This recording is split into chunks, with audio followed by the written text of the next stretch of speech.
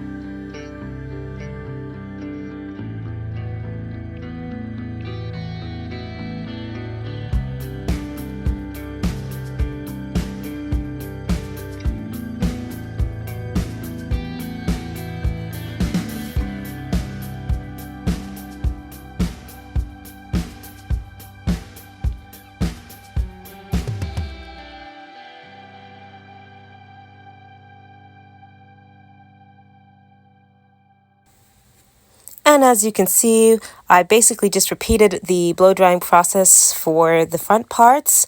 I did go ahead and use a little bit of gel in there, maybe mostly just to keep them smooth.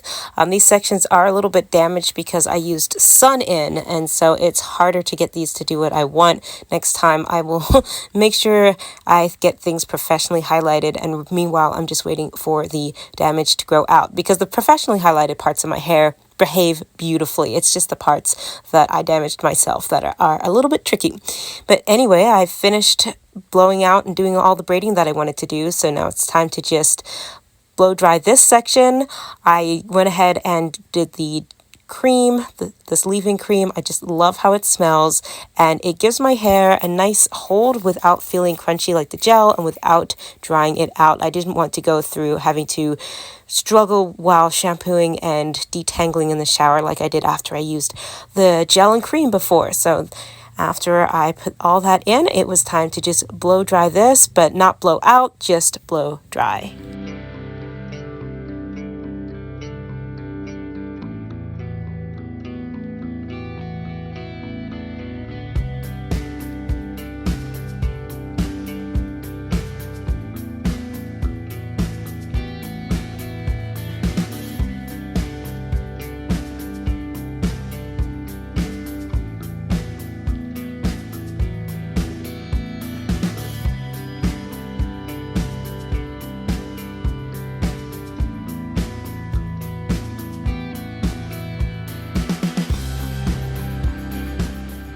We are done for now. I'm gonna sleep on this, stick it in the bonnet, and it is definitely gonna get smushed down, but that actually is kind of what I want. I'm gonna pick it out tomorrow morning, and you will see what the final style is gonna look like. Really excited for that. So see you on the flip side. Good morning, good morning. This is what we are looking like.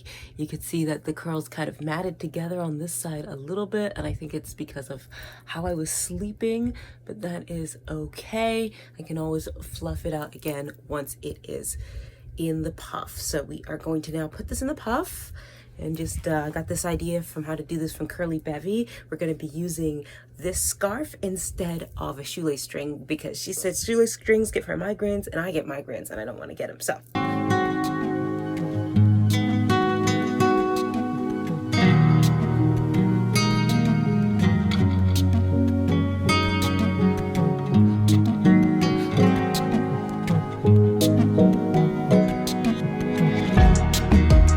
it's nice and short on this side. This side's a little bit long, so I am probably going to put some water in it and just kind of mess with it to get it to where I want it. And of course I can always use bobby pins to finesse the shape. So that's what I'm gonna do right now, is just throw some water in, and we will go from there. But I love having these coming down.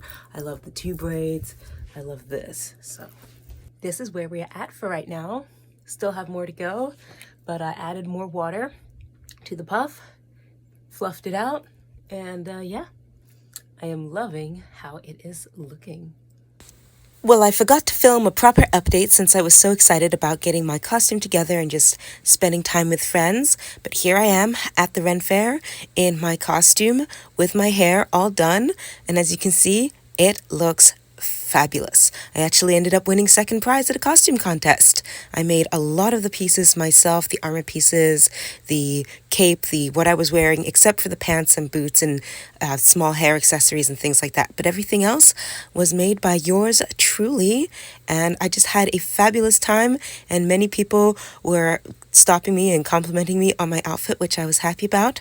And I think my hair just pulled the whole thing together so amazingly. It's a real showstopper from top to bottom. So happy with how the whole thing turned out. Just like that effortless look, you know, but it's really a lot of effort.